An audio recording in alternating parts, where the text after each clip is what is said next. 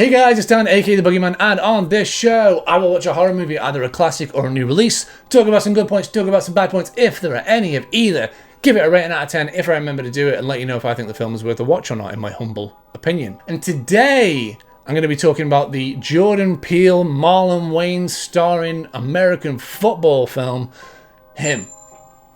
So let's talk about it. This ain't a game.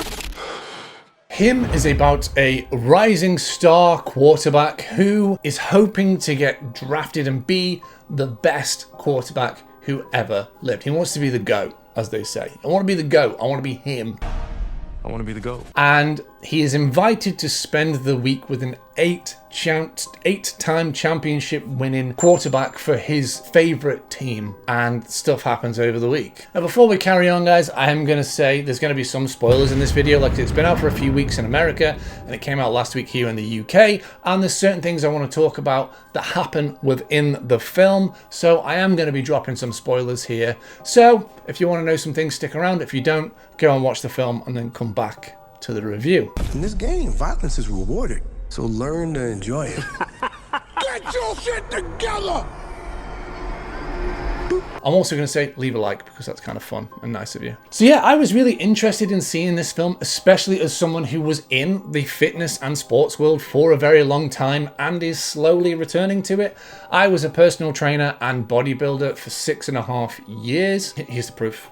I can't, whichever side I put the picture on. And so I was really intrigued to see what they would get right and what they would get wrong about how athletes are and how they would dramatize it, you know, and turn it into this horror film. And I've got to say, on that aspect, they do a fantastic job. There is a lot of good things in this film when it comes to portraying that level of dedication and obsession and almost religious deity worshipping of athletes. Like I said, as someone who was in that industry for a long period of time, it is kind of like that. People have to give up their social life, and they have to give up personal things, and they have to really dedicate themselves to being the best. It is a very, very small circle that you are in. It is very, very difficult to maintain that high level. It is a 24 hours, 7-day-a-week kind of dedication that you have to put into it. And they did capture that kind of energy really well. Before we carry on, guys, if you can leave a like and subscribe, it's a little thing for you, but it really helps out the channel.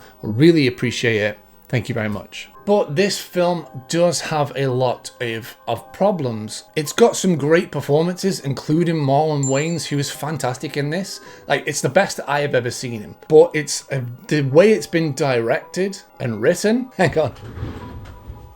Hi, Izzy. Come on in. My cat really wanted to get in. We playing some football! It is extremely over stylized.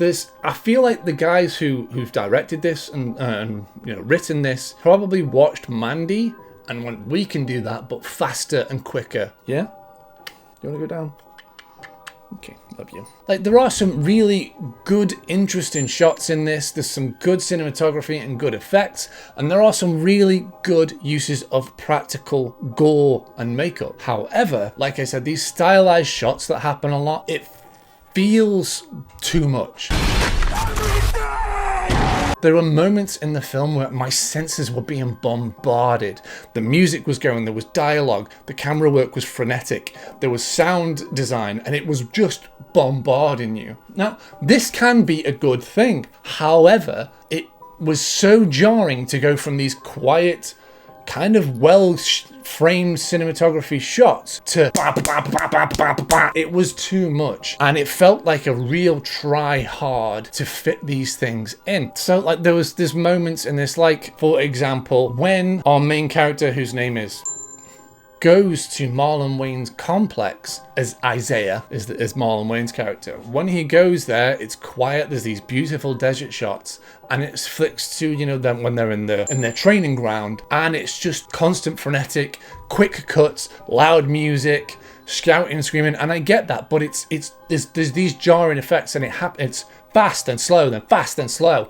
Its editing and pacing is just really kind of frenetic, but in a bad way. I can see what they were trying to do, but it felt wrong to me.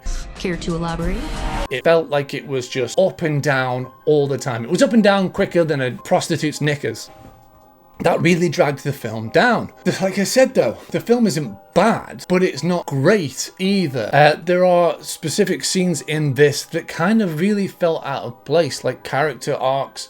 Our main character sees things happen and does things. For example, like he wants to be on this team, but he's doing it for the wrong reasons that we find out. He's doing it for his family. He's doing it because we find out that his father really wanted him to be the best quarterback, and his father passed away. So he felt that if he quit football, it would all become too real for him and he would have let his father down because he wanted to quit football when he was younger. And how bad does Cameron Cade want it? So he keeps doing it and he keeps going. And as Marlon Wayne's character, Isaiah, points out, that's not enough. You need to be obsessed. You need to want it more than anybody. You need to give up everything to be the GOAT. And he goes from this very nice, kind of mild-mannered guy who clearly is really liked and quite passive, to moments where he causes another athlete to have a seizure by headbutting him, and he is shocked for a moment, but then when Isaiah says he's proud of him for doing that, instead of seeing a red flag, he just kind of joins in on it. And it's this, but then in a scene later he will feel kind of, oh my god, what the hell's going on, this is too much, but then things will happen and he'll go and he'll just accept it. It feels like again, jarring character motivation. This all takes place over the space of 1 week, and I understand that, you know, it's trying to do this 7 days thing, 7 deadly sins as well, because this is dripping with religious connotations and occultism, and, you know, what would you do to be the best? Would you sell your soul? Would you give up a long life to be the best for a short period of time? Are you willing to kill to be the best? Are you willing to see others die so that you can succeed? That is something that is played through the film and could have been really good, but then there's these jarring moments. And the other jarring thing is that this film is full of comedians playing these roles. Like I said, Marlon Wayans is in here, and we all know him from like things like Scary Movie and all these other kind of comedy roles. He can act, and he's shown that before, and he's shown it now. But there's moments where they can't help but put a joke in, and he's in there, and Tim Heidecker is in there, and he is just, I know he's trying to be like the over-the-top agent, but he comes across as a caricature, and it's a bit out of place. Even like, I believe it's Jim Jeffries, I think it is, if I'm wrong. No, it's this guy. He's in there as well, playing a very serious role, but every so often he drops a silly joke. And it's littered with moments like that. Like I said, with the editing, the script, the jokes, the frenetic changes in moments. The tone feels up and down. And like I said, it's not bad. It's not the most jarring. It's not the most completely egregious tone shift, but it is there. And that makes this film go from being, you know, really something that could have been special to just fine. And the ending kind of just comes out of nowhere. Marlon Wayans and our main character, and they have like a hand-to-hand fist fight because one of them has to kill the other, according to this cult. I did tell you spoilers. And the camera, it's bright lighting. The camera is constantly shaking, like it's constantly like this. And it keeps cutting to this like thermal vision X-ray thing. The sound design, the music. There was points in this where I couldn't hear what the dialogue was because everything was so loud over the top of it. The music, the sound design, everything.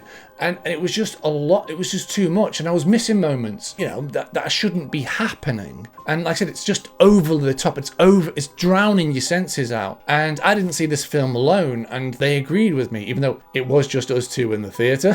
It's just us two. And we were talking about it. And they're like, yeah, but I missed moments and I got a headache in that final scene. It gets even more crazy because you find out that, you know, at the ending, spoiler alert if you don't want to know the ending at all, but I have given you spoilers throughout, you know. It turns out that this was all planned for him all along. His father gave his life so that his son would eventually be the GOAT. It's this religious cult thing it doesn't specifically say they're selling their souls to Satan or whatever, but they've clearly got some kind of strange occult thing going on. And he last second decides, no, I don't want to be this. And it turns into a bloodbath. He turns it from this, this guy who's been manipulated and coerced, which a lot of this film is. He is constantly being manipulated and gaslit and coerced. And that part of the film is really good. But then all of a sudden, he changes, and it goes from this quite grounded kind of violence to over the top, like ridiculousness. And that's what I mean by jarring. It goes from just 0 to 100. The violence throughout the film, we don't really see that much. And the violence we do see feels real. There is a moment where a guy is getting footballs driven into his face, and his nose breaks and his teeth are coming out. He's got blood dripping down his face, but it looks realistic. And then at the end, people are getting their heads chopped off, blood fountains are happening, someone fucking explodes. Like, it just goes like, whoa, 0 to 100. Like I said, it's tonally all over the place. I mean, I was like, this is ridiculous. And that can work in a film, but I don't feel like it did in this one. But it's one of those where I say, like, you can watch it once and it'll be fine, but I wouldn't want to watch it again. In context, is not something we haven't seen before, but the strategy of using this, like the football and sport as a framework, was a really good idea. I just feel like it missed the mark because it tried to do everything. And unfortunately, this is downfall for that. But for me, I would rate this a 5 out of 10. Like I said, it's not terrible, but it's not great. It had the potential to be something more, but unfortunately, it missed that mark. But what do you guys think about him? Let me know down in the comments below.